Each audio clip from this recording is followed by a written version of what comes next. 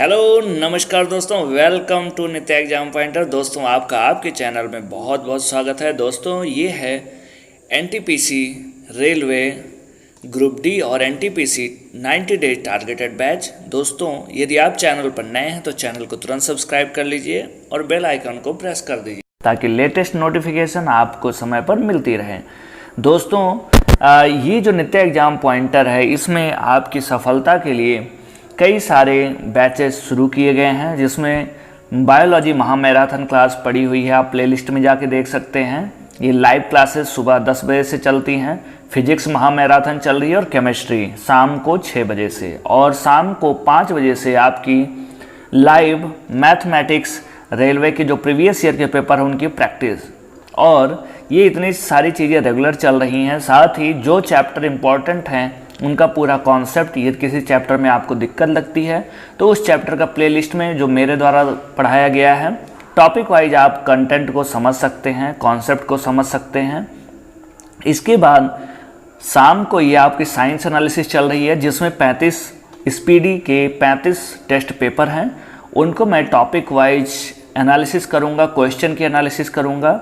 आपको मैंने बताया था कि जो साइंस स्पेशल है स्पीडी की उसको किस तरीके से पढ़ना है, और क्वेश्चन आप मैक्सिमम पढ़ते जाएं, आपको याद करने की ज़रूरत नहीं, बस आप खूब ढेर सारी बार उसको पढ़ लें, वो आपके अनकॉन्शियस माइंड में जाके फीड हो जाएगा।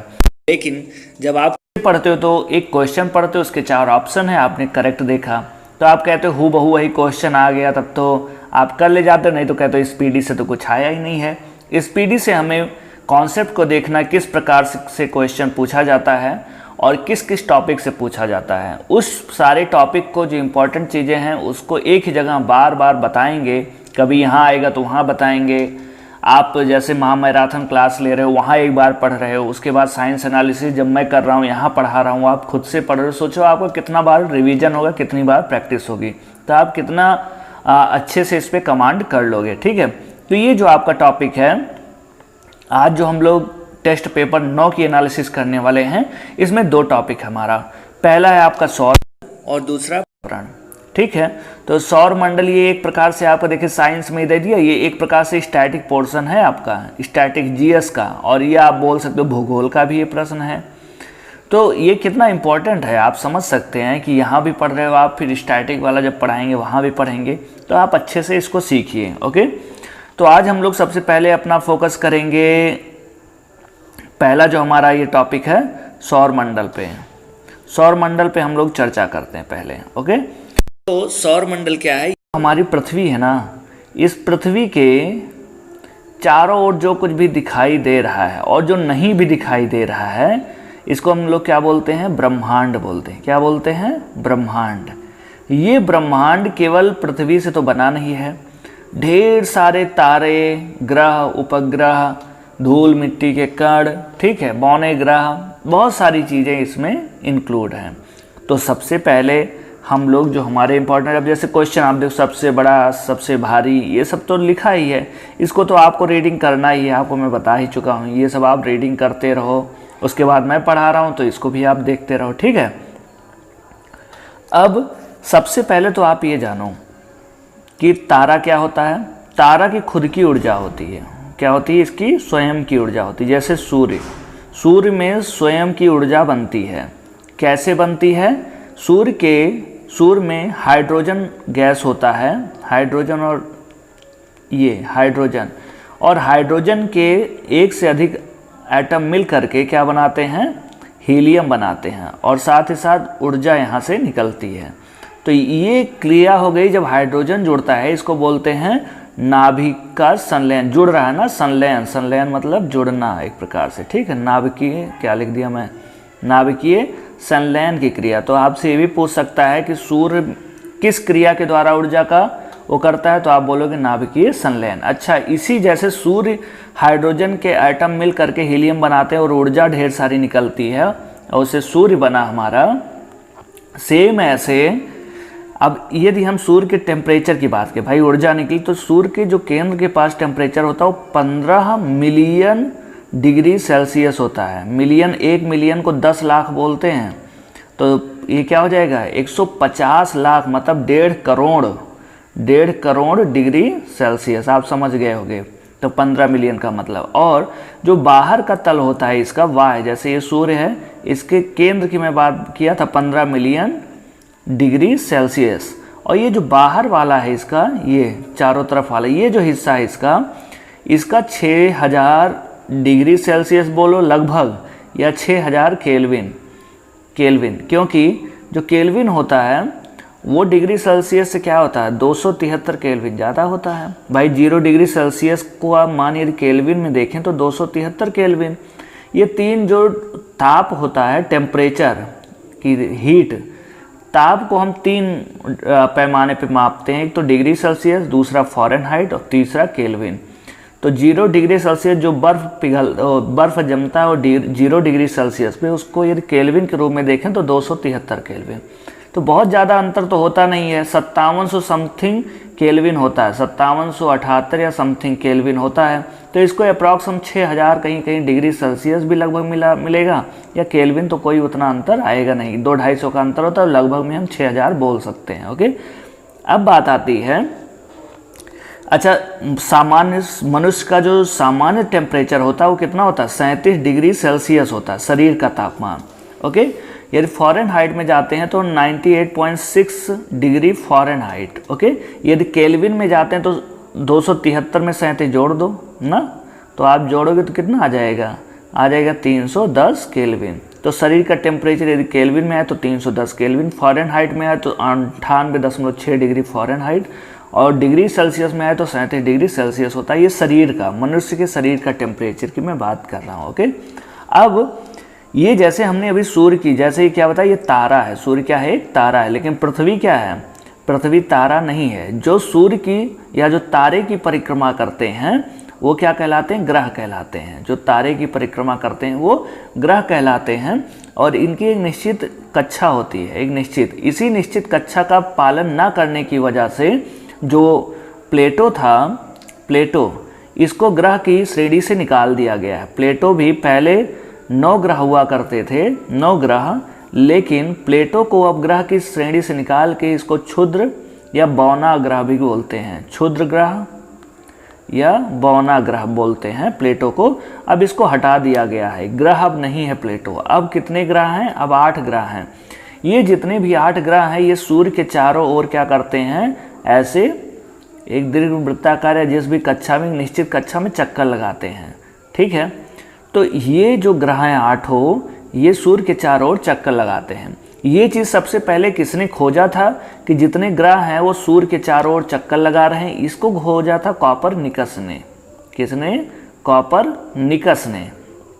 अच्छा, कॉपरनिकस, अब ये प्रश्न पूछा जाता है कि सूर्य केंद्र में होता है और जितने भी ग्रह हैं उसके चारों ओर घूमते हैं, पृथ्वी उसके चारों ओर घूमती है, उसकी खोज किसने की थी, कॉपरनिकस ने। लेकिन यदि कहा जाए कि पृथ्वी अपने अक्ष पर घूमते हुए, जैसे लट्टू अपने अक्ष पे घूमता है ना, अब जैसे आपने देखा होगा यहाँ पे ये आपका जो पृथ्वी है, यहाँ पे आपका जापान पड़ता है, तो सबसे पहले सूर्योदय कहाँ होता है, जापान में होता है, फिर ऐसे घूमते, फिर जापान में, तब धीरे धीरे हमारे यहाँ होता। तो आप समझो किस प्रकार से घूम रहा होगा, क्या ऐसे घूमे, इस तरीके से ऐसे घूमेगा, तब तो हम जैसे जैसे इधर सूर्य के विपरीत जाएंगे तब तो अंधेरा आएगा ना।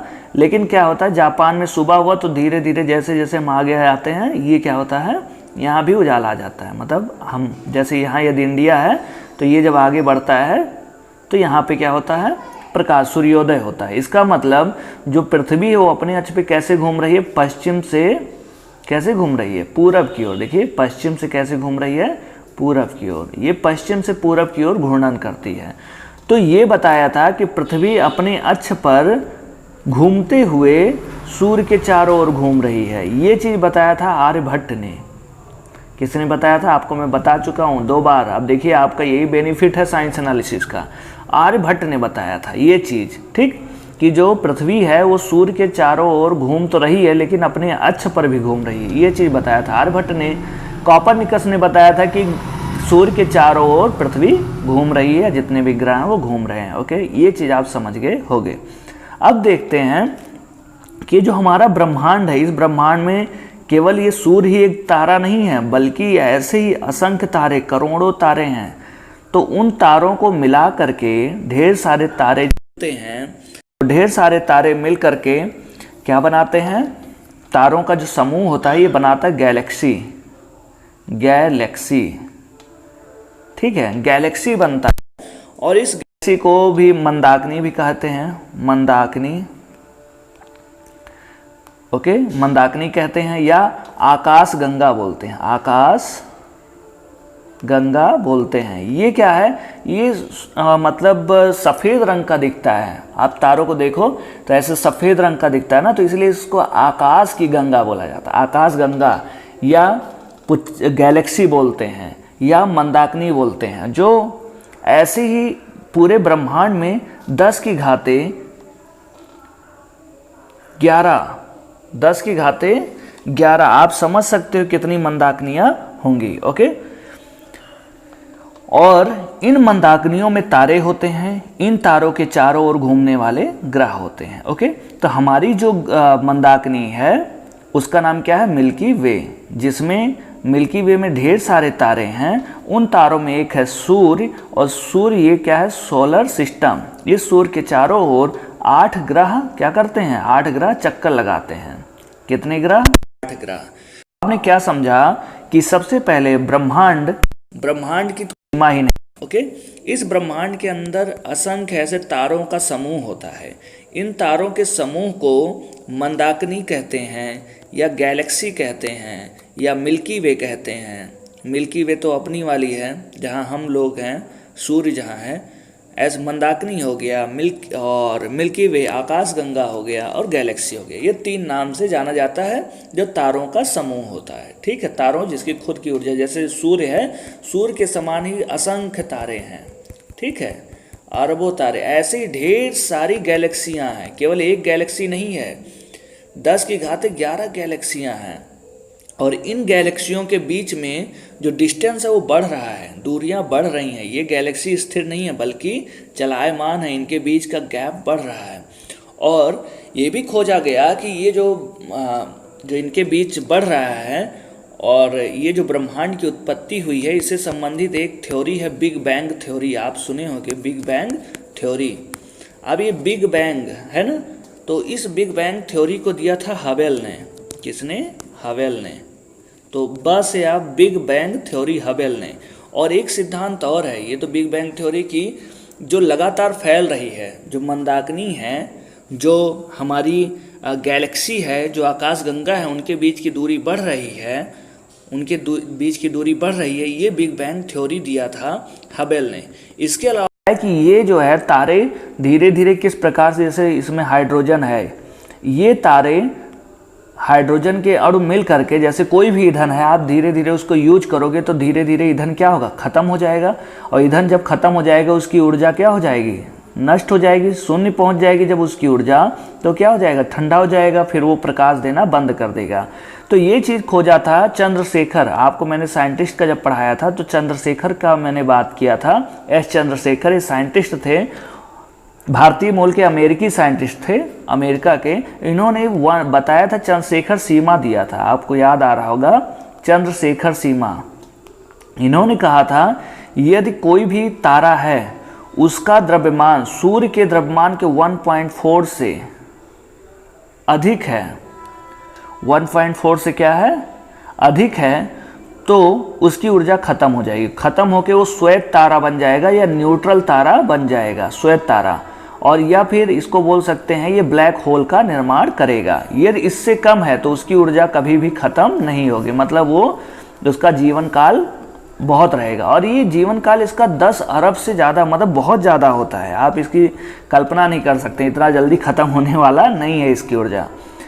तो ये चंद्रशेखर सीमा होती है कि सूर्य के द्रव्यमान के 1.4 से यदि अधिक है तो वो वामन तारा या श्वेत तारा या ब्लैक होल में कन्वर्ट हो सकता है। यदि उससे कम है तो उसकी ऊर्जा खत्म नहीं होगी। तो बिग बैंग सिद्धांत दिया था हबेल ने, लेकिन जो ब्लैक होल सिद्धांत था, ब्लैक होल का नाम आप सुने होंगे, फैमिलियर होगे ब्लैक होल से, ये दिया था चंद्रशेखर ने। ब्लैक होल सिद्धांत दिया था भारत मूल के साइंटिस्ट थे एस चंद्रशेखर। ओके, ये दो चीज आप कर नहीं होगे।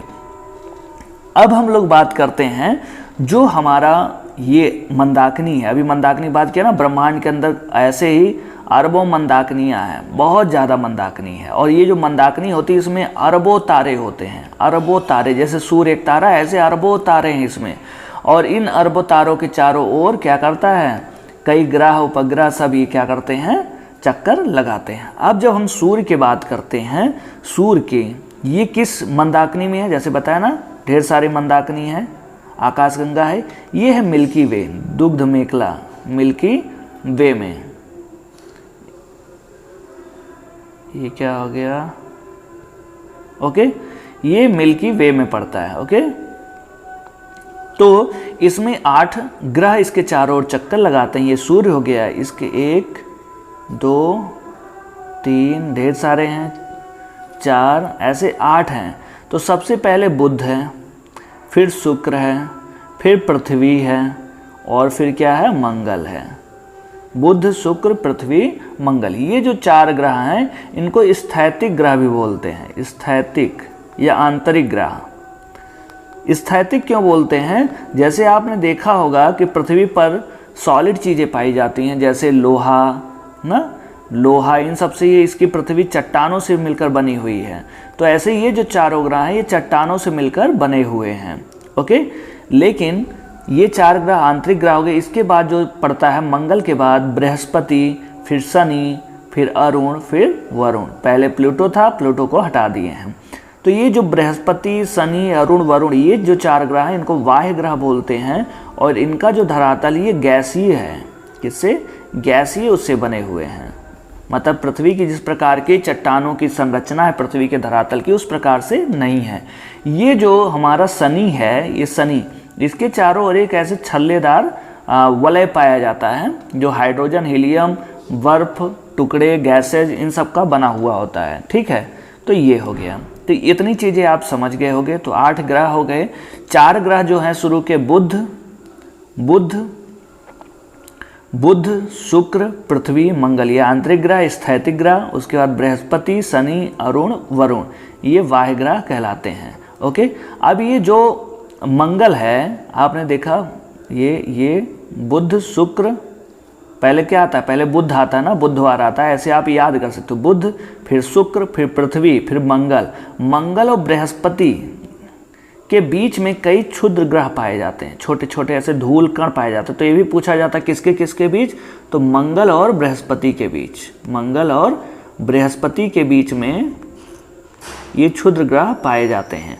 सबसे बड़ा जो क्षुद्र ग्रह है उसका नाम है क्या, सेरेस, सेरेस नाम है। ठीक है, सेरेस नाम का क्षुद्र ग्रह जो मंगल और बृहस्पति के बीच में पाया जाता है। बात आती है सबसे छोटा ग्रह कौन सा है, तो सबसे छोटा जो ग्रह है वो बुध है। कौन सा है, बुध सबसे पहला। और सूर्य के नज़दीक भी कौन है, बुध ही है। सबसे पहले सूर्य की परिक्रमा 88 दिनों में कौन कर लेता है, बुध ही कर लेता है। तो बुध के बारे में आप जान गए। उसके बाद आता है शुक्र। जो शुक्र का व्यास, जो शुक्र की संरचना है उसको जब हम देखते हैं तो यहाँ बुध सूर्य के तो सबसे नज़दीक है, लेकिन ये उतना गर्म नहीं है, वो ये उतना गर्म नहीं है। सबसे ज़्यादा जो गर्म ग्रह है वो कौन सा है, शुक्र है। कौन सा है, शुक्र ग्रह, ये सबसे गर्म ग्रह है शुक्र।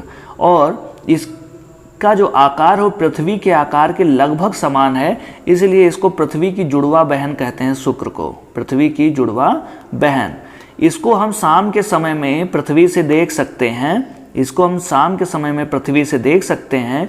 इसलिए शुक्र को भोर का तारा या सांझ का तारा भी कहते हैं। भोर का तारा, भोर का ग्रह या तारा, और सांझ का, इसको इस नाम से भी जाना जाता है। ओके, उसके बाद ये जो सबसे पृथ्वी के नज़दीक जो सबसे ग्रह है वो कौन सा है, एक सेकेंड। उसके बाद मंगल ग्रह पे बात करते हैं। इसका ये लाल कलर दिखता है, इसलिए इसको लाल ग्रह भी बोलते हैं। जो पृथ्वी है ये नीली दिखती है पानी की उपस्थिति के कारण, इसलिए इसको नीला ग्रह भी बोलते हैं। ओके, जीवन जो है पृथ्वी और मंगल पे ही मोस्टली देखा गया है। मंगल पे विश्व जो हमारी आकाशगंगा जो सौरमंडल है, इस सौरमंडल जो सूर्य से संबंधित जितने हैं ना, इसको सौरमंडल कहते हैं। सौरमंडल, सूर्य और इसके 8 ग्रह उपग्रह सब मिला के सौरमंडल। इस पे हमारे सौरमंडल का सबसे ऊंचा पर्वत है जिसको ओलंपस बोलते हैं। ओलंपिक से आप याद रख सकते हो, ओलंपस पर्वत श्रेणी है, ओलंपस मॉन्स नाम का पर्वत है। ठीक है, ये कहाँ है? मंगल पे ही। तो कभी कभी ये पूछा जाता है कि हमारे सौरमंडल का सबसे ऊंचा पर्वत कहाँ पाया जाता है? ओलंपस मॉन्स में पाया जाता है। ठीक, ओलंपस मॉन्स कहाँ है? मंगल ग्रह पे। अब बात आती है, ये ग्रह हो गए, सबसे बड़ा और सबसे भारी ग्रह कौन सा है? तो आप जानते हो बृहस्पति। वैसे भी सुने होगे ना आम लैंग्वेज में कि बृहस्पति जिसका मजबूत है, तो आप ये भी समझ लो सबसे बड़ा और सबसे भारी ग्रह दोनों कौन है? बृहस्पति। यदि हम उपग्रह, अच्छा ठीक है अभी बात करते हैं, यदि उसके बाद कौन सा है दूसरे नंबर पे? तो है शनि। कौन सा? शनि। वलय किस में पाया जाता है? शनि में पाया जाता है। ओके, दूसरी चीज, पृथ्वी कैसे घूमती है? पश्चिम से पूरब की ओर है, इस तरीके से घूमती है। लेकिन दो ग्रह ऐसे हैं जिसका नाम है शुक्र और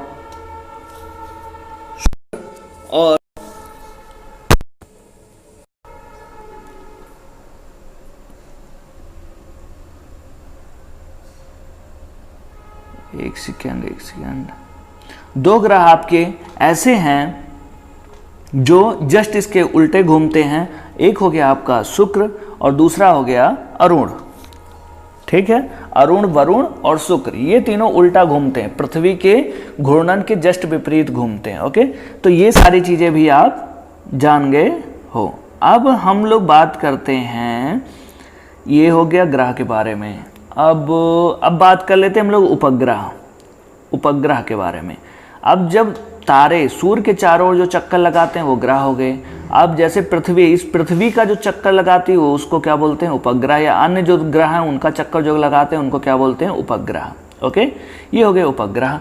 अब देखिए उपग्रह दो होते हैं, एक प्राकृतिक उपग्रह जो प्रकृति द्वारा नेचुरली उपलब्ध हैं, और एक होता है कृत्रिम जिसको मनुष्य इस समय अंतरिक्ष विज्ञान के बारे में आपको बताया था ना, वो भी तो सूर्य के पृथ्वी के चारों ओर घूमती है, तो वो भी उपग्रह हुआ, लेकिन वो कृत्रिम उपग्रह है, उसको भेजा जाता है। जैसे पृथ्वी का जो सबसे पहला उपग्रह था उसका नाम क्या था? आर्यभट्ट। आपको याद होगा भारत का प्रथम कृत्रिम उपग्रह कौन था? आर्यभट्ट। 1975 में इसको प्रक्षेपित किया गया था। ये जो है सोवियत संघ की मदद से विदेशी भूमि से किया गया था। जो भारत का था उसका नाम था रोहिणी। भारत में निर्मित, स्वदेश निर्मित, उसका नाम क्या था? रोहिणी। ये भारत स्वदेश निर्मित, तो भारत से ही प्रक्षेपित किया गया था। लेकिन इनसैट 2 नाम का जो उपग्रह था, इनसैट 2, ये इसको बनाया गया, स्वदेश निर्मित ये था, लेकिन इसको भारत के द्वारा प्रक्षेपित नहीं किया गया था, लेकिन सफलतापूर्वक किया गया था रोहिणी को। लेकिन भारत का जो अंतरिक्ष उपग्रह है पहला कृत्रिम, वो आर्यभट्ट था। अब आपको ये चीज़ समझ में आ गई होगी। अब हम लोग बात करते हैं कि जो बुध और शुक्र हैं इनका कोई उपग्रह नहीं होता। जो पृथ्वी है इसके एक उपग्रह होते हैं, और जो चंद्रमा इसके 2 उपग्रह हैं। तो इसका एक नाम है, जो चंद्रमा के उपग्रह हैं उसका नाम है मंगल ग्रह पे फोबोस और डेमोस। फोबोस और डीमोस, ये 2 उपग्रह हैं पृथ्वी के। ओके, सॉरी मंगल के। तो जो ये डीमोस है, डीमोस ये हमारे सौरमंडल का सबसे छोटा उपग्रह है, और एक इसका है मंगल का है जो सबसे बड़ा उपग्रह। तो ये भी पूछा जाता मंगल के कितने उपग्रह हैं? तो 2। तो जो स्थैतिक वाले ग्रह हैं इनको मिलाकर टोटल कितने उपग्रह हो गए? केवल 3 उपग्रह हैं। पृथ्वी का एक है जिसका नाम है चंद्रमा। चंद्रमा पृथ्वी का एक प्राकृतिक उपग्रह है, केवल एक ही है। मंगल के 2 उपग्रह है, फोबोस और डीमोस। डीमोस वैसे भी डिक्रीज ना, छोटा, तो उससे डीमोस सबसे छोटा उपग्रह। हमारी आकाश गंगा का सबसे बड़ा उपग्रह गैनीमीड है। गैनीमीड ये जो है ये बृहस्पति का है, और ये सबसे बड़ा उपग्रह है। गैनीमीड क्या है? बृहस्पति का सबसे बड़ा। बृहस्पति के अभी तक 67 से अधिक उपग्रह खोजे जा चुके हैं। तो सबसे अधिक उपग्रह किसके हैं? बृहस्पति के। इसका मतलब बृहस्पति से क्या समझ में आ गया? सबसे बड़ा, सबसे भारी और सबसे अधिक उपग्रह वाला ग्रह कौन सा है? बृहस्पति। लेकिन अभी कुछ साइंटिस्टों ने अमेरिका के शनि के 20 और उपग्रह खोज लिए हैं जिससे बृहस्पति से ज़्यादा हो गया, लेकिन अभी जो बहुत सारी पुस्तकें हैं उसमें इस तरीके से दिया गया है कि बृहस्पति का ही माना गया, तो आप बृहस्पति लगाएंगे तब भी सही होगा, आप अभी शनि को मत लगाइएगा, ठीक है। यदि आता है कि हाल ही में या इस तरीके से किया जाता है कि अब कौन सा है, तब आप शनि लगा सकते हैं, ठीक है, नहीं तो बृहस्पति ही आप मारिएगा सबसे अधिक उपग्रहों वाले में। तो सबसे बड़ा आपका गैनीमीड हो गया जो बृहस्पति का है। शनि का एक महत्वपूर्ण उपग्रह है जिसका नाम है टाइटन। क्या नाम है? टाइटन। तो ये हो गया शनि का उपग्रह। तो उपग्रहों से संबंधित ये चीज़ें इंपॉर्टेंट थी। अब हम लोग बात करते हैं कॉन्सेप्ट। जो क्षुद्र ग्रह आपको मैंने बता ही दिया, मंगल और बृहस्पति के बीच में पड़ता है। ओके, अब यहाँ से आइए कुछ प्रश्नों पे देखते हैं और फिर उसके बाद हम लोग क्वेश्चन आंसर पे डिस्कशन करते हैं, ठीक है। इतनी सारी चीज़ें आपको समझ में आ गई होंगी।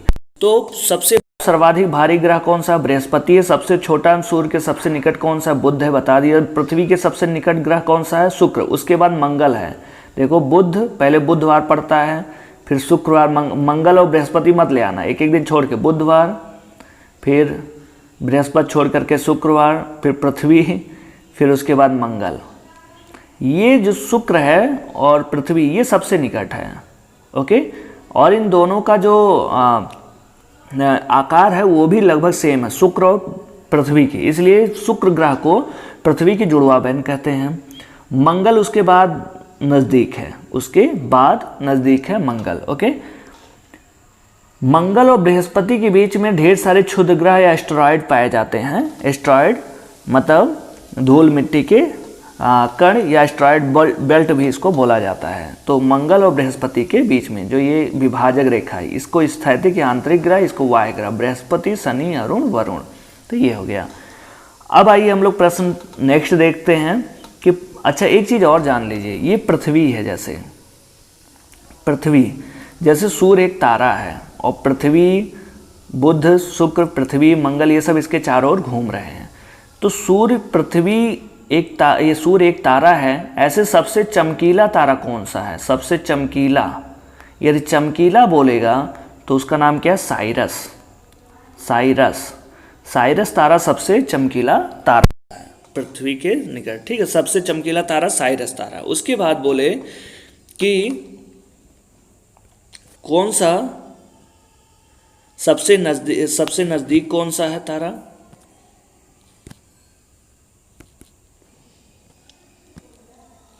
सबसे नज़दीक तारा कौन सा है? तो उसका नाम है, सूर्य के नज़दीक या पृथ्वी, तो उसका नाम है प्रॉक्सिमा सेंचुरी। प्रॉक्सिमा सेंचुरी नाम है, ओके। ये इतनी सारी चीज़ें। अच्छा कुछ चीज़ें और मैं बता दे है तो आप फटाफट जान ले। ये जो हम चंद्रमा है, ये पृथ्वी है, चंद्रमा, यहाँ से चंद्रमा का प्रकाश रात तक पहुँचने में केवल 1.3 सेकेंड लगता है बस। और सूर्य और पृथ्वी के बीच की दूरी लगभग 15 करोड़ किलोमीटर है। कितना? 15 करोड़ किलोमीटर है। 15 करोड़ किलोमीटर है सूर्य और पृथ्वी के बीच की दूरी। इस दूरी को ट्रेवल करने में 8.3 मिनट लगता है। इसका मतलब 8 × 48 और 3 मतलब 20 सेकेंड, 500 सेकेंड। कितना लगता है? 500 सेकेंड, या इसको ऐसे भी बोलते हैं 8 मिनट 20 सेकेंड इसको। तो तीनों उसमें 8.3 मिनट बोले या 500 सेकेंड बोले या 8 मिनट 20 सेकेंड बोले तो सेम ही। ये सूर्य से जो प्रकाश आता है पृथ्वी तक पहुंचने में इतना समय लगता है। अब यदि सूर्य की चाल आप जानते हो, सूर्य की चाल होती है, प्रकाश की चाल 3 × 10⁸ मीटर पर सेकेंड, ये आप जानते हो। यदि इस स्पीड से 1 सेकंड में ये इतना चलता है तो साल भर में जितनी दूरी वो चलेगा प्रकाश, आप समझ सकते हो कितना दूर चलता होगा, उसको बोलते हैं प्रकाश वर्ष। इसके नाम से लग रहा है जैसे समय का ये कोई मात्रक है, लेकिन ये प्रकाश वर्ष किसका मात्रक है? दूरी का मात्रक होता है। किसका? दूरी का। ये प्रकाश वर्ष किसे बोलते हैं? जो सूर्य का प्रकाश है वो साल भर में जितनी दूरी ट्रेवल करती है वो उतनी दूरी पूरी क्या हो गई? प्रकाश वर्ष कहलाती है। एक और मात्रक होता है पार्सेक, इसका दूसरा मात्रक हो गया पार्सेक। ये भी खगोलीय पिंडों की जो खगोलीय दूरी है, एक खगोलीय दूरी बोलते हैं ना उसको, खगोलीय मतलब जो ग्रह हैं, जो खगोल हैं, जो पिंड हैं, उनके बीच की दूरी पार्सेक में मापी जाती है। ये होता है 3.26 प्रकाश वर्ष। मतलब प्रकाश वर्ष, जैसे 1 दर्जन में 12 होता है ना, ऐसे ही 3.26 प्रकाश वर्ष को पारसेक दूरी बोलते हैं। क्या बोलते हैं? पारसेक बोलते हैं। ये चीज़ आप समझ गए होंगे। अब यहाँ पे हम लोग फटाफट क्वेश्चन हैं, फिर आगे हैं। पर्यावरण वाला हम लोग नेक्स्ट टॉपिक में करेंगे, ठीक है। तो सबसे ठंडा ग्रह क्या होगा? जो सबसे दूर होगा वही दूर होगा, वरुण। सर्वाधिक चमकीला और गर्म ग्रह होता है शुक्र। पृथ्वी और सूर्य से सबसे दूर कौन सा? वरुण, भाई वरुण ही दूर है। सबसे अधिक उपग्रहों वाला ग्रह कौन सा? बृहस्पति, बिना उपग्रह, जिसके पास बुध और शुक्र दोनों के पास कोई उपग्रह नहीं है। लाल ग्रह किसे कहते हैं? मंगल को कहते हैं। और नीला किसे कहते हैं? पृथ्वी को, ठीक है। और इसी मंगल पे ही ओलंपस पोन्स नाम का हमारी आकाश सौर मंडल का सबसे बड़ा जो है पर्वत श्रृंखला है, सबसे ऊंची चोटी पर्वत, ठीक है। जैसे माउंट एवरेस्ट पृथ्वी पर है, ऐसे पूरे सौर मंडल पे देखा जाए तो वहाँ पे मंगल पे, इसीलिए मंगल पे जीवन की संभावना देखी जा रही है। पीला ग्रह किसे बोलते हैं? पीला ग्रह बृहस्पति हो गया। अरुण हरा रंग का होता है। भोर और सांझ का तारा पृथ्वी की पहन या जुड़वा ग्रह आपको बता ही दिया, शुक्र को बोलते हैं। चंद्रमा पर दिन में 100 डिग्री सेल्सियस टेम्परेचर बढ़ जाता है और रात में सब बहुत ठंडा हो जाता है, -180 डिग्री सेल्सियस पहुंच जाता है। सूर्य का व्यास उतना इंपॉर्टेंट नहीं है। सौर मंडल का सबसे बड़ा उपग्रह कौन सा? गैनीमीड, जो बृहस्पति का है। सौर मंडल का सबसे छोटा डीमोस, जो मंगल का है उपग्रह। मंगल के 2 उपग्रह हैं, डीमोस और फोबोस, जिसमें से डीमोस सबसे छोटा है। उसके बाद शनि का सबसे बड़ा उपग्रह कौन सा? टाइटन। वलय युक्त ग्रह कौन सा? शनि, 7 वलय होते। सबसे कम समय में सूर्य का परिक्रमा कौन लगाता है? बुध। सबसे अधिक समय में जो सबसे दूर होगा? अरुण, वरुण, ठीक है। नेपच्यून जिसको बोलते हैं, नेपच्यून। और यूरेनस किसको बोलते हैं? अरुण को यूरेनस। और जुपिटर किसको बोलते हैं? जुपिटर, बृहस्पति को, ठीक है। ये यूनान के क्या थे? देवता थे जुपिटर, तो यहाँ से बना हुआ है, ओके। उसके बाद अगला प्रश्न है कि सबसे अधिक समय में सूर्य का वरुण करता है। पृथ्वी के विपरीत दिशा में शुक्र और वरुण, देखा ना आपने, पृथ्वी पश्चिम से पूरब की ओर घूमती है और ये क्या करते हैं? पूरब से पश्चिम की ओर घूमते हैं अपने अक्ष पे, ओके। सर्वाधिक चमकीला तारा कौन सा? साइरस, जिसको डॉग स्टार भी बोलते हैं। सौर दिवस की अवधि कितनी होती है? 24 घंटा होती है सौर दिवस। क्या आप समझ ही गए हो? एक चक्कर जितने समय पूरा कर लेती है, ठीक, दिन रात वाला 24 घंटा। केंद्र पर 15 मिलियन डिग्री सेल्सियस और 6000 डिग्री सेल्सियस, कहीं कहीं केल्विन में भी मिलेगा, तो लगभग है, ठीक है। सूर्य के पृथ्वी 8 मिनट 20 सेकंड लगता है, या 500 सेकंड बोलो आप। देखो 1 मिनट में 60 सेकंड, 8 मिनट में 8 6 48 480 सेकंड और 20 ये 500 सेकंड, या 8.3 मिनट बोल सकते हो। चंद्रमा का प्रकाश पृथ्वी पर 1.3 सेकंड। सूर्य का संघटक क्या है? हाइड्रोजन और हीलियम से। किस क्रिया से सूर्य का ऊर्जा? नाभिकीय संलयन। भूमध्य सागरीय, अच्छा पृथ्वी जो है ऐसे ये यहाँ पे जो ध्रुवों पे थोड़ी चपटी हुई है और यहाँ पे उभार, तो ये व्यास ये कैसा है? पृथ्वी एकदम गोल नहीं है, यहाँ पे ध्रुवों पे चपटी हुई है, तो कोई चीज़ चपटा दोगे तो क्या होगा? उसका साइज घट जाएगा, होता है ऐसे। तो देखो इतना घट जा रहा है, तो 42 किलोमीटर का अंतर आता है, ठीक है। ये यहाँ से जितनी दूरी ये है, ये तो ये थोड़ा घट जाता है चपटा होने की वजह से ध्रुव, तो 42 किलोमीटर कम, तो ये ध्रुव पे उठा हुआ होता है थोड़ा सा, ओके। सॉरी, जो भूमध्य रेखा है ये थोड़ा उठा हुआ होता है, तो ये उतना इम्पोर्टेंट नहीं है। पृथ्वी अपने अक्ष पर कितना झुकी हुई है? 23.5 डिग्री अक्षांश पे। पृथ्वी कैसे घूम रही है? पश्चिम से क्या कर रही है? पूरब की ओर घूम रही है। कैसे? पश्चिम से ऐसे, पश्चिम से पूरब की ओर घूम रही है। तारामंडल, अच्छा सेंटायरस तारा, अच्छा कितने तारामंडल है? जैसे तारों का एक समूह होता है ना, तारों का, ये तारामंडल कितने? 89 तारामंडल हैं, 89। और जो पृथ्वी का आकृति है, पृथ्वी सूर्य जितना बड़ा है उसका, पृथ्वी जितनी बड़ी है उसका 109 गुना जो है सूर्य है। ये भी पूछा गया प्रश्न है, तो 109 गुना बड़ा है सूर्य, ठीक। जितनी बड़ी पृथ्वी इसका 109 गुना कर दो, उतना बड़ा सूर्य है। तो ये हो गया।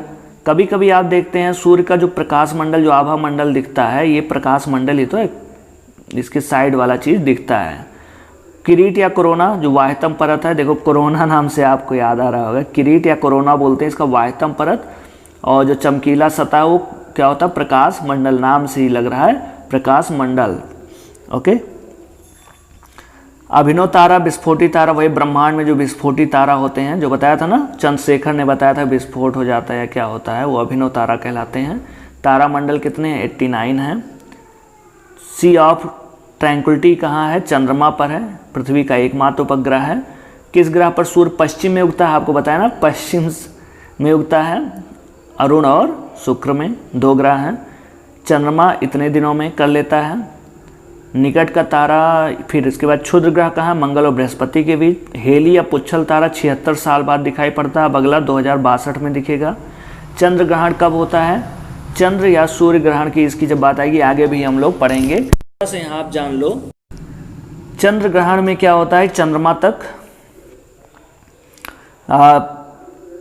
तक सूर्य का प्रकाश, चंद्र ग्रहण मतलब चंद्रमा तक सूर्य का प्रकाश नहीं पहुंच पाता है। ये यहाँ पे स्थिर है। कब नहीं पहुंच पाएगा? जब चंद्रमा और पृथ्वी के बीच में, चंद्रमा और सूर्य के बीच में कौन आ जाए? पृथ्वी आ जाए। भाई पृथ्वी आ जाएगी तो यहाँ इस पे चंद्रमा पे प्रकाश नहीं पहुंच पाएगा, यही चंद्र ग्रहण हो गया। तो चंद्र ग्रहण कब लगता है? जब सूर्य और चंद्रमा के बीच में पृथ्वी आ जाए। सूर्य ग्रहण कब लगता है? जब पृथ्वी पर ना पहुँचे। पृथ्वी पर ये सूर्य है, पृथ्वी है, तो कब नहीं पहुँचेगा? जब चंद्रमा बीच में आ जाएगा। ठीक है, तो जो ग्रहण बोला जाता है चंद्र ग्रहण, मतलब चंद्रमा पर सूर्य का प्रकाश नहीं पहुँच पाता। क्यों नहीं पहुँचेगा? क्योंकि बीच में पृथ्वी आ गई। तो पृथ्वी क्या होती है? सूर्य और चंद्रमा के बीच जब आ जाती है तो चंद्र ग्रहण होता है। जब पृथ्वी पर सूर्य का प्रकाश नहीं पहुंचता है तब वो सूर्य ग्रहण होता है, पृथ्वी पर नहीं पहुंचता है। तो सूर्य और पृथ्वी के बीच में कौन आ जाता है? तब चंद्रमा आ जाता है। तो ये सारी चीज़ें, तारे का जो रंग है रेड और ये सब दिख रहा है, उसके टेम्परेचर, अभी आप लोहे को खूब गर्म कर दो तब तो एकदम, तो उसका कलर आप देखेंगे लाल पीला ऐसे चेंज होता रहता है। तो तारे का जो रंग है वो किसका सूचक है? उसके टेम्परेचर का सूचक है। ये सारी चीज़ें आप समझ गए होंगे। अब आइए हम लोग क्वेश्चन आंसर पर डिस्कशन करते हैं। ओके, उसका एनालिसिस करते हैं।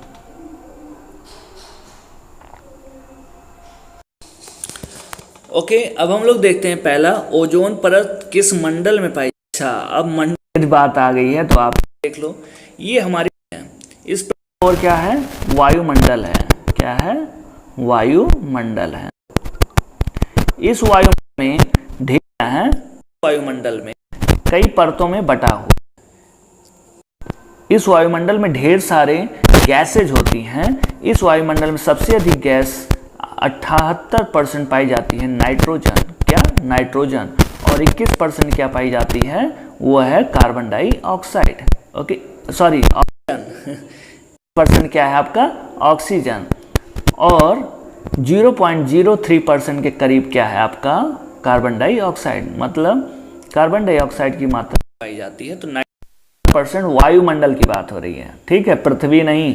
पृथ्वी पर यदि बोला जाएगा तब कौन सी हो जाएगी? ऑक्सीजन हो जाएगी। कौन सी? ऑक्सीजन। और ब्रह्मांड में सबसे अधिक तत्व कौन सा? तो वो हो जाएगा हाइड्रोजन। ब्रह्मांड में हाइड्रोजन, पृथ्वी पर ऑक्सीजन, पृथ्वी पर। ओके, और वायुमंडल में नाइट्रोजन, और फिर दूसरे नंबर पे है ऑक्सीजन।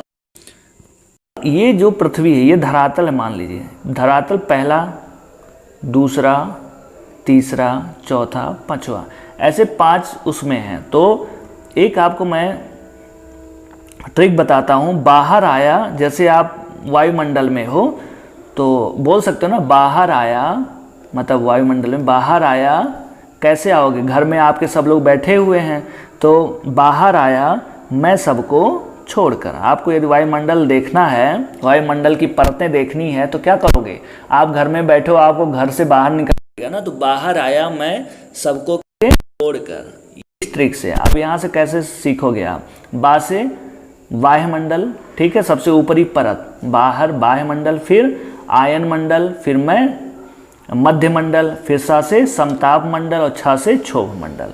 समझ में आ गई? ऊपर से आते हैं वायुमंडल, आयन मंडल, फिर मैं से मध्य मंडल, फिर समताप मंडल, फिर क्षोभ मंडल। तो सबसे नीचे वाला जो परत है आपकी वायुमंडल की, उसको बोलते हैं क्षोभ मंडल हिंदी में। फिर सबको सा से समताप मंडल पड़ता है, फिर मध्य मंडल पड़ता है, फिर आयन मंडल पड़ता है, फिर वायुमंडल पड़ता है। इतनी चीज़ आप समझ गए, ये हिंदी। लेकिन कभी अंग्रेजी में पूछते तो ई मोस्ट, ई यहाँ से आप कर सकते IMOST, ई मोस्ट। ऐसे इंपॉर्टेंट चीज़ है। ई मोस्ट आप ऐसे, मोस्ट तो आपको समझ में आ रहा है, ई मोस्ट। तो यहाँ से आप कैसे समझोगे, ये भी बाहर से ऊपरी परत से, एक्सोस्फीयर, एक्सो ऐसे आप हम थोड़ा सा लिख दे रहे हैं हिंदी में, एक्सोस्फीयर, फिर आयनोस्फीयर ना, आयन मंडल जिसको बोलते हैं, फिर मेसोस्फीयर जिसको मध्य मंडल बोलते हैं, ओ से ओजोनोस्फीयर। ओजोनो क्या है, ओजोनो और स्ट्रैटो ये दोनों समताप मंडल के ही पार्ट हैं, समताप मंडल के। और एस से स्ट्रैटो, स्ट्रैटोस्फीयर, और टी से ट्रोपोस्फीयर। तो आप समझ गए पांचों, ट्रोपोस्फीयर सबसे नीचे का है। ओके, अब देखते हैं प्रश्न पे, ओजोन परत किस में पाई जाती है? तो अभी आपने देखा ना, क्षोभ मंडल। अच्छा, ये जो क्षोभ मंडल है नीचे वाला, यहाँ पे जितनी भी मौसमी घटनाएं होती हैं सब क्षोभ मंडल में ही होती हैं। आइए थोड़ा सा मैं फिगर से आपको एक बार दिखा देता हूँ। यहाँ देखिए, आप देख रहे हैं पृथ्वी यहाँ, ठीक है, माउंट एवरेस्ट ये सब दिखा रहा है ना, ट्रोपोस्फीयर, टी से ट्रोपोस्फीयर जिसको बोलते हैं क्षोभ, हाँ चल रहा है। पहला ट्रोपोस्फीयर जिसको बोलते हैं क्षोभ मंडल। इस क्षोभ मंडल में आप देख रहे होंगे जितनी भी मौसमी घटनाएं हैं, बादल और ये सब, कोहरा, ये सब क्षोभ मंडल में बन रहे हैं। उसके बाद जैसे ही आप क्षोभ मंडल से ऊपर जाओगे, आप देख रहे हो स्ट्रैटोस्फीयर मिल रहा, समताप मंडल। यहाँ पे क्या है, टेम्परेचर कांस्टेंट है ना, यहाँ पे देखिए समताप, कहीं कुछ घट बढ़ रहा है नहीं, सब एकदम टेम्परेचर नियत है। और स्ट्रैटोस्फीयर में जितनी भी आपकी वायुयान और ये सब उड़ते हैं समताप मंडल में उड़ते हैं। यहीं पे समताप मंडल से ऊपर जैसे ही जाओगे, जैसे ही देखो समताप मंडल का ही एक ओजोनोस्फीयर है, ओजोनोस्फीयर जहाँ पे देखिए यहाँ पे ये ओजोन पाई जा रही ना, ओजोन, ये परावैंगनी किरणों से हमारी रक्षा करती है। तो बोलता है परावैंगनी किरणें या परावैंगनी या ओजोन कहाँ पे, तो समताप मंडल में ही पाया जाता है। कहाँ पे, समताप। अब जैसे ही समताप मंडल में वायुयान या कोई चीज़ हम प्रक्षेपित करते हैं, उपग्रह वगैरह, आप देख रहे होंगे जब उपग्रह प्रक्षेपित किया जाता है या हम कोई आपने देखा होगा कि किसी प्रकार की मिसाइल वगैरह जब हम प्रक्षेपित करते हैं तो इस समताप मंडल को पार करते हुए यहाँ आप देख रहे होंगे ना, यहाँ देखिए ऊपर आप जाइए थर्मोस्फीयर में, यहाँ पे आयन मंडल, ये देखिए स्पेस, स्पुतनिक ना, ये क्या है, उपग्रह ही तो था। तो जब ये पार करता है, तो जब इसको पार करेगा तो जाहिर सी बात है ओजोन लेयर को इसको ये पार करेगा, ठीक, इसमें छेद होगा।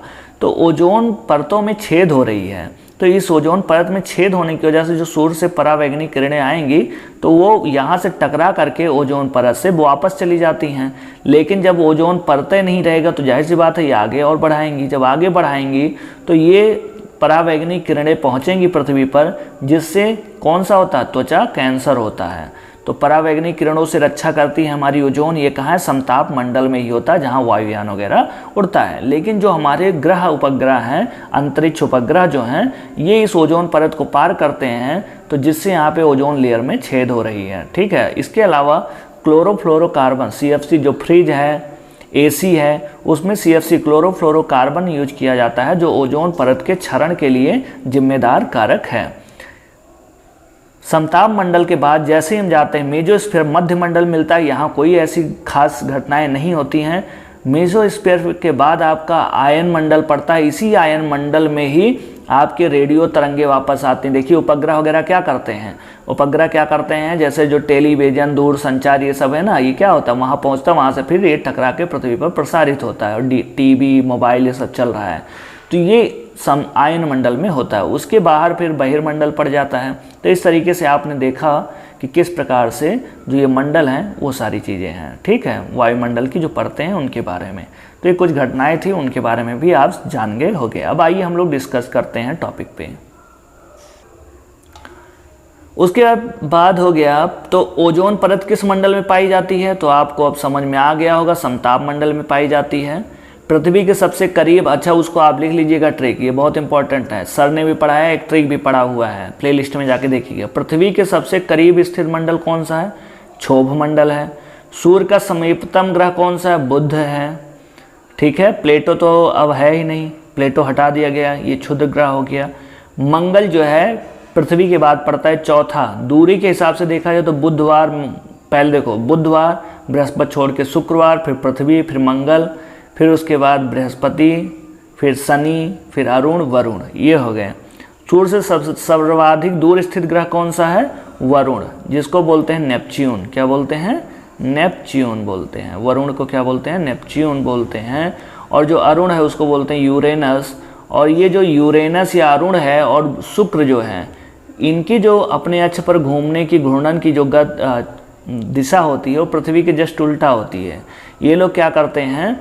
ये लोग पूरब से क्या करते हैं? पश्चिम की ओर घूमते हैं। ठीक है, तो सबसे पहले सूर्योदय यहाँ पश्चिम में होता है। हम लोगों में क्या होता है? पूरब में पहले होता है ना, पहले पूरब में होता है। पश्चिम से पूरब जब घूमते हैं इस तरीके से घूमते हैं, तो पहले कौन सा हिस्सा आएगा? ये। ठीक है, तो यहाँ पे पूरब में होता है। ये जस्ट दो उल्टे, यही दो ग्रह हैं। फिर आपका अगला प्रश्न है, सौर मंडल में कौन सा अत्यधिक तीव्र ग्रह है? तो आपको बताया ही कौन सा है? शुक्र है। सबसे चमकीला, सांझ का तारा, भोर का तारा, पृथ्वी की जुड़वा बहन, ये सब किसको बोलते हैं? शुक्र को बोलते हैं। ओके, क्वेश्चन नंबर 6, रात्रि के समय आकाश में कौन सा ग्रह लाल दिखता है? तो आपको तो पता ही है, मंगल ग्रह लाल दिखता है। ओके, अगला प्रश्न है आपका, पृथ्वी पर सर्वाधिक मात्रा में पाया जाने वाला तत्व कौन सा है? पृथ्वी पर, तो पृथ्वी पर ऑक्सीजन पाया जाता है। और ब्रह्मांड में हाइड्रोजन, वायुमंडल में नाइट्रोजन। ये नाइट्रोन लिखा है, नाइट्रोजन होना चाहिए 78%। तो समझ में आ गया होगा, ब्रह्मांड में हाइड्रोजन, पृथ्वी पर ऑक्सीजन और यहाँ पे नाइट्रोजन। ओके, अच्छा, मनुष्य के शरीर में भी सबसे ज़्यादा कौन सा पाया जाता है? ऑक्सीजन ही पाया जाता है। क्यों? क्योंकि जल में भी तो ऑक्सीजन होता है। ओके, अगला प्रश्न, सबसे अधिक उपग्रहों वाला ग्रह कौन सा है? तो आप बृहस्पति ही करेंगे। अभी 67 है। सबसे बड़ा इसका जो गैनीमीड उपग्रह है, यही सबसे बड़ा उपग्रह हमारे सौर मंडल का। सबसे छोटा जो है वो डीमोस, डी से समझ ही रहे होगे ना, डिक्रीजिंग या डीमोस, ये है मंगल उपग्रह। पृथ्वी के एक और बुध और शुक्र के एक भी उपग्रह नहीं है। क्वेश्चन नंबर 9, हमारा सौर मंडल कौन सी आकाश गंगा में है? तो कौन सी है? मंदाकिनी में है ना, मिल्की वे। ओके, ये आपका करेक्ट आंसर। तारामंडल कितने हैं? 89 मंडल हैं। क्वेश्चन नंबर 10, भोर का तारा किसे कहा जाता है? तो भोर का तारा किसे? शुक्र को कहते हैं। ओके, सबसे गर्म चमकीला, भोर का तारा, पृथ्वी की जुड़वा बहन, ये सब शुक्र को ही बोला जाता है। आकाश में सबसे चमकदार तारा कौन सा है? सबसे चमकदार तारा साइरस है। और सबसे नज़दीक का तारा कौन सा है? वो है प्रॉक्सिमा सेंचुरी। ये सबसे नज़दीक तारा है, ये चमकीला है और ये नज़दीक मतलब समझ रहे हो ना, दूरी से संबंधित है। ठीक है, तो प्रॉक्सिमा सेंचुरी सबसे नज़दीक है। सूर्य के सबसे नज़दीक का तारा प्रॉक्सिमा सेंचुरी। साइरस जो है ये सबसे चमकदार तारा है। नेबुला क्या होता है? ये गैसीय पिंडों का गैसेज होती हैं सारे ऐसे सर्पिलाकार। अच्छा, हमारे जो आकाश वो कैसा है, उसका रचना कैसा है? सर्पिलाकार है। कैसा? सर्पिलाकार आकृति।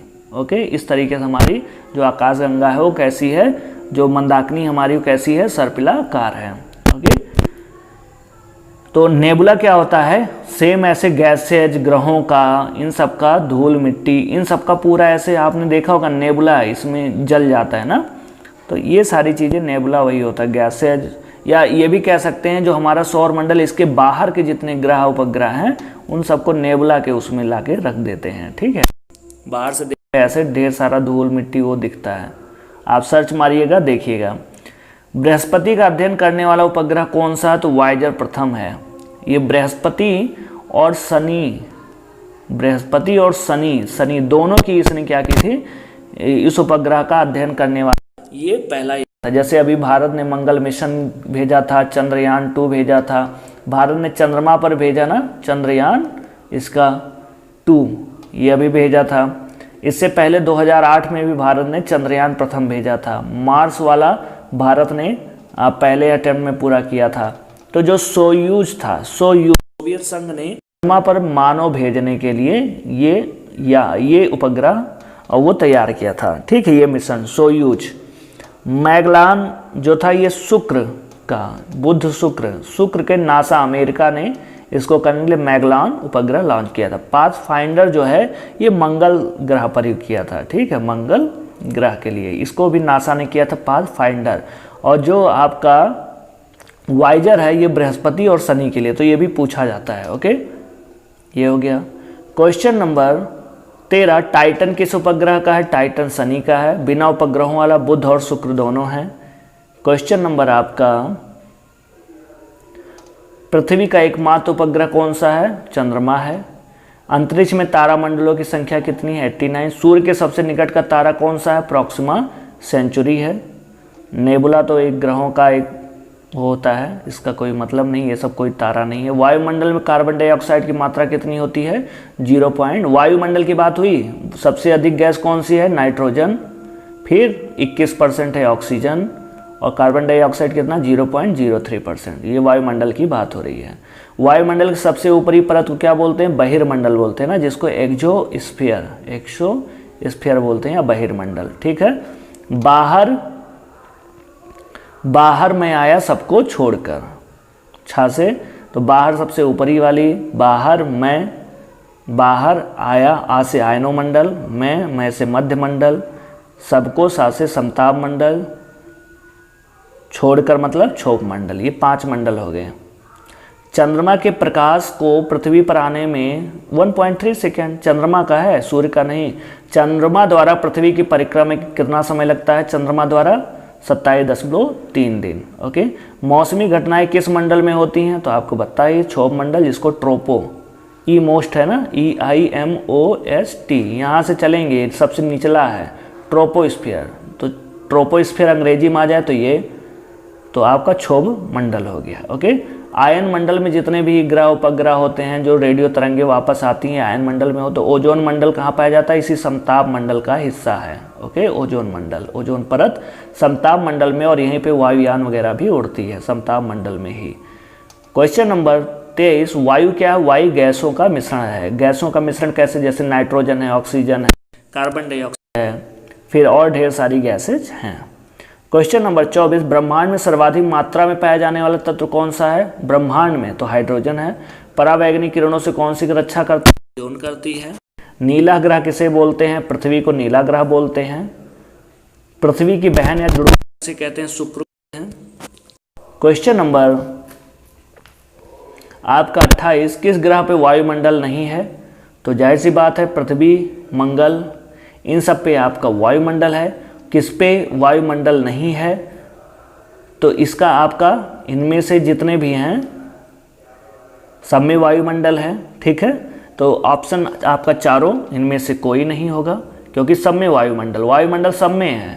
लेकिन वो वायुमंडल किस प्रकार का है? अंतरिक्ष में कोई वायुमंडल नहीं होता है।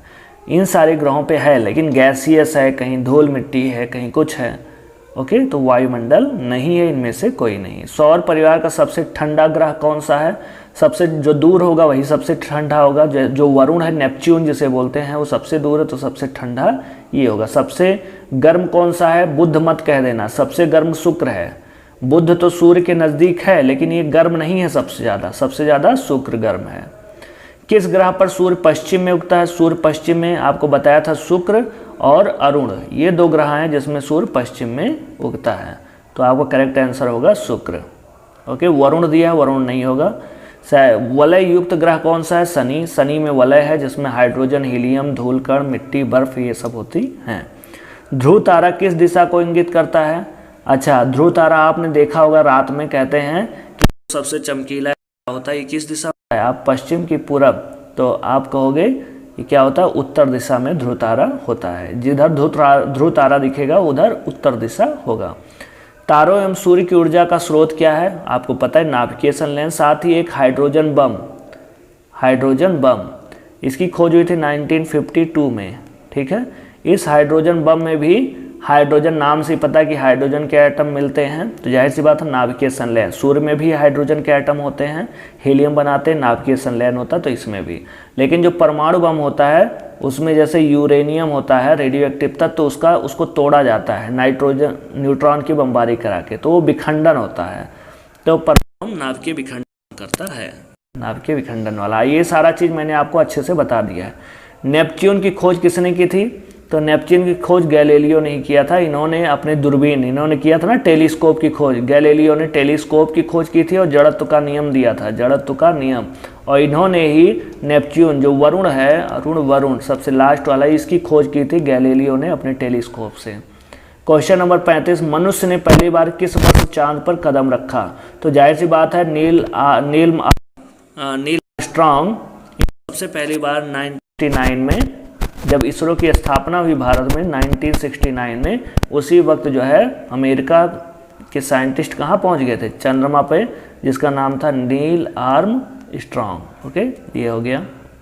अंतरिक्ष यात्री को आकाश का रंग कैसा दिखाई देता है? तो कैसा दिखाई देता है? नीला। ये जो सूर्य की किरणें आती हैं, यहाँ पे वायुमंडल में ढेर सारे जलवाष्प और ये सब कण पाए जाते हैं, गैसें, यहाँ से टकरा के वो क्या हो जाती हैं? बिखर जाती हैं, प्रकीर्णित हो जाती है। तो प्रकीर्णन के कारण ही ये क्या करता है? ये नीला दिखता है हमें। ओके, सूर्य का तापमान यहाँ में दिया, तो जाहिर सी बात है 6000 केल्विन। सौर मंडल का सबसे छोटा उपग्रह क्या है? तो देखो नेबुला दिया है तो उपग्रह है नहीं, टाइटन तो शनि का। डीमोस, डी से देखो, डीमोस, डी मतलब डिक्रीज, या इस तरीके से आप याद रख सकते हो। ये मंगल का उपग्रह, मंगल के दो है, बोस और डीमोस। डीमोस सबसे छोटा है उपग्रह पूरे सौर मंडल का। ओके, क्षुद्र ग्रह कहाँ स्थित है? मंगल और बृहस्पति के बीच में। पृथ्वी अपने अक्ष पर घूर्णन करती है किस तरीके से? पृथ्वी ऐसे ऐसे घूमती है। ये है पश्चिम, देखो ये हो गया उत्तर। आपके दाहिने साइड पे क्या होता है? पूरब होता है, पूरब। ये क्या है? पश्चिम। तो ये वाला हिस्सा जब यहाँ सबसे पहले पहुँचेगा, मतलब ये कैसे घूमती है? पश्चिम से पूरब की ओर। कैसे? पश्चिम से पूरब की ओर घूमती है। तो आपका क्या प्रश्न हो गया कि पृथ्वी अपने अक्ष पर कैसे घूमती है? तो क्या हो गया? पश्चिम से पूरब। लेकिन जो शुक्र और अरुण हैं, ये कैसे घूमते हैं? ये पूरब से पश्चिम, जैसे घड़ी घूमती ना इस तरीके से, इस वाले उसमें चलते हैं, पूरब से पश्चिम दिशा में करते हैं। तो ये हो गया आपका टेस्ट पेपर 9, जिसमें हमने सौर मंडल से संबंधित प्रश्नों को देखा। स्टैटिक पोर्शन में बहुत सारा आपका यहाँ कवर हुआ होगा। तो आई होप ये टॉपिक आपको बहुत अच्छे समझ में आया होगा। नेबुला निहारिका भी है, एक इसका नाम और है निहारिका। तो ये वीडियो आपको अच्छा लगा हो तो लाइक करें, शेयर करें, कमेंट करके जरूर बताएं। कोई क्वेरी हो तो भी बताएं, और मिलते हैं नेक्स्ट वीडियो में। तब तक आप ख्याल रखें अपना। चैनल पर नए हैं तो चैनल को तुरंत सब्सक्राइब कर लें, बेल आइकन को प्रेस कर लें।